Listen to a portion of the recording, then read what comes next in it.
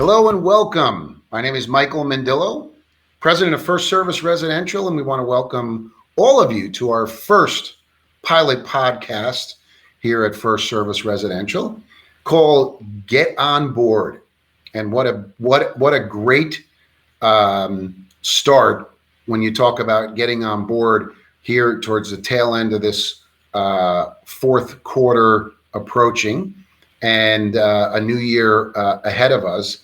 But more importantly, what the 18 months behind us was. So our concept here with this podcast is to bring rich content to you, leaders and organizations, to help and hopefully help guide in areas that we feel and want to share important things that could really make a difference in your organization and you personally as a leader. And get on board is the theme here. And we're going to be talking about culture today and the importance of culture from a leadership perspective, the importance of a culture from an organizational point of view. And we have two fantastic guests that are both FirstService Residential executives. And I want to bring them on to have them introduce themselves, give a little bit of background, and we'll get right in the meat and potatoes of what this is all about. So let me bring on Walter first. How are you, Walter? Hey, Michael, I'm doing well. What about yourself? I'm doing great, and it's great to see you and great to have you on board here as well, and looking forward to hearing your point of view on culture and how you see it impacting you personally, as well as things that you do in your day-to-day around your career.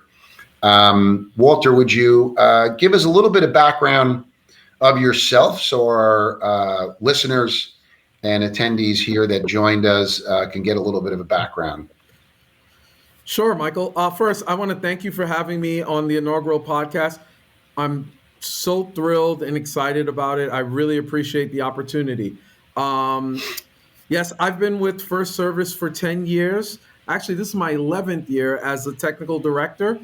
I have spent 27 years in the property management industry, which is shocking to me because I keep telling people I'm 30. So I must have started when I was 3 years old in this property management game. So it's been some time. It's been some time for me. Well, awesome, and great to have you, and great to have your point of view as an executive in the IT world, and especially most recently when the virtual world really kind of has gotten such a big spotlight over the last 18 months, and people working remotely. So it's going to be great seeing and hearing your point of view from that as well. So thanks for joining us. But we also have another guest, Ilana. Where are you, Ilana? And welcome. There you are. How are you? Hi, Michael. I'm doing well. How are you today? Awesome. Great to see you. Great to see your smile. Ilana, thanks for joining us, and would love for our attendees to hear a little bit of background on you as well. Sure thing. Thank you so much for having me. It's a real pleasure to be here, and I appreciate the opportunity. My name is Ilana Maimon. I am the campaign manager on our marketing team. I've been with the FirstService Residential family for the last 5 years, with about 11 years of industry experience. Awesome. Great to have you here. And I love the little background there. You've got fun and family right behind you. By the way, very important part of the culture is the balance here. So we're going to be discussing this. And by the way, folks, the reason for us having these two specific guests is what different perspectives they bring. As I mentioned earlier, Walter from an IT perspective, and seeing how the culture can, I would say, continue to grow in an organization by utilizing maybe IT, but also the importance of it. And Ilana, I think what's great is different perspective as the baby boomers are starting to retire in all the industries out there, we're seeing much more collaborative cultures of generations building together. So you have the millennials, the Gen X's, and of course now up and coming the Gen Zs. So it's great to get everybody's view, because part of this is also the best of the best when it comes to ideas and how we can enrich culture. So let's start, folks, with culture. Walter, does every leader or does every organization have a culture? So, Michael, I would say definitively every leader has a culture, every organization has a culture, every team, everything out there has some type of culture. And even the things that don't have a culture, their culture is not having one, to be honest with you. And it's something that we see more and more today. Companies use culture to identify themselves and be sort of the fabric of their soul, defining who they are and what they will become. And like, I look at the pandemic as a great testament to the culture that we have, because we took the pandemic and we view the challenge as an opportunity to demonstrate who we are as an organization, as well as what we possess as an organization. So we were operating in our business continuity model for about the last 6-7 years. And our culture, when the pandemic hit, was like, okay, we have a job to do. We're going to just go home and do it. We still interacted with each other. We met virtually, and we didn't let the obstacle or the challenge of the pandemic shut us down and make us become obsolete, similar to companies of the past that we thought were great organizations who didn't adjust to the changes in the landscape, like a Pontiac or a Kodak or a Tab Soda. They just didn't make the adjustments necessary and weren't thinking in a dynamic sense on how to keep their company relevant and prominent in the changing landscape.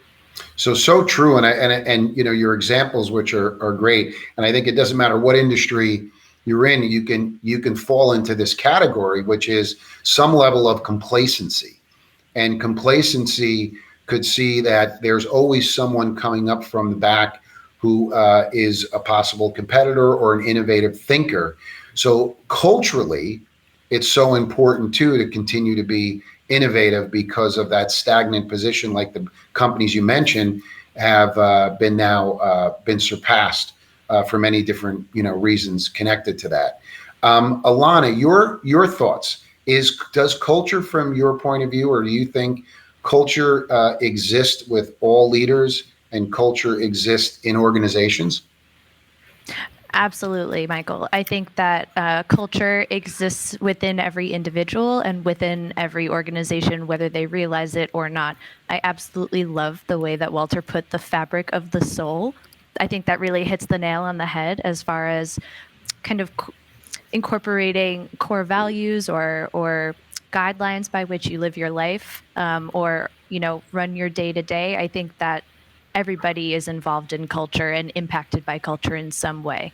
Yeah, so I think, to recap at least the first question, it sounds as though as culture is not in a DNA in somebody, right? DNA is someone who has certain hair color or eye color or their height or health, their health and their I would say, if they have heart issues in their family, or if they have longevity in their family, those are connected to DNA. So I'm, by the way, personally in agreement with it too. Is it's a learned behavior, and it's also a choice. So two things, right? Learned behavior and choice, right? So as both of you stated, that even organizations that don't feel they have a culture or don't put a purposeful attention around creating a culture, their culture is that it's kind of carefree. If a culture in an organization allows leaders to backstab each other or be, solely in it for themselves, then that becomes the culture on what's cascaded down within the organization. And that's kind of the negative or the toxic side of it. The positive is where it's engaging, it's open to be open-minded, to have a growth mindset. Those type of cultures, if they're led by the leaders, then it cascades down throughout the organization. So that's good from a basis perspective.